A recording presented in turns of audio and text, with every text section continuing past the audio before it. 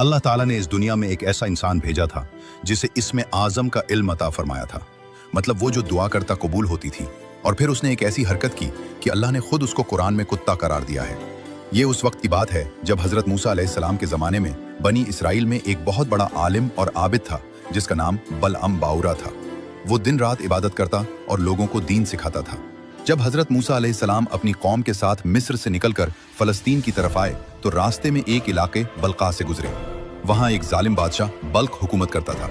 बादशाह ने जब सुना कि मूसा की कौम बहुत ताकतवर है, समंदर उनके लिए फट गया था, तो बादशाह खौफजदा हो गया और बलम के पास आया। उसने ढेरों सोना, चांदी, जायदादें और तोहफे बलम के सामने रखे और कहा, मूसा की कौम के खिलाफ बद्दुआ करो, ये तमाम दौलत तुम्हारी हो जाएगी। बलम ने रात को अल्लाह से दुआ की। अल्लाह ने ख्वाब में मना फरमाया, मूसा मेरा बंदा है, उनके खिलाफ बद्दुआ न करना। सुबह बलम ने इनकार कर दिया, लेकिन बादशाह मजीद दौलत लेकर आया। बलम का दिल ललचा गया। बीवी और बच्चे भी दबाव डालने लगे। बलम ने दोबारा दुआ की, लेकिन इस बार दिल में दौलत की मोहब्बत थी। अल्लाह ने आजमाइश में इजाजत दे दी। अगले दिन बलम अपनी गधी पर सवार होकर एक पहाड़ की चोटी पर गया, जहां से बनी इसराइल का पूरा कैंप नजर आता था। जब बलम ने इसमें आजम पढ़कर बद्दुआ शुरू की तो इंतहाई अजीब बात हुई। उसकी जबान से बद्दुआ की बजाय उल्टा दुआ निकलने लगी और उसकी जबान खुद ब खुद पुकार उठी, ए अल्लाह, मूसा और उनकी कौम को कामयाबी अता फरमा, उन पर अपनी रहमत नाजिल फरमा, उनको फतह दे।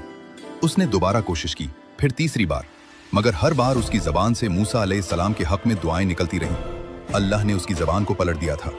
और फिर बलम ने शैतानी तदबीर सोची। उसने बादशाह से कहा, खूबसूरत औरतों को बनी इसराइल के पास भेजो, जब वो गुनाहों में मुब्तला होंगे तो उन पर अल्लाह का अजाब आएगा। और यह मंसूबा कामयाब हुआ।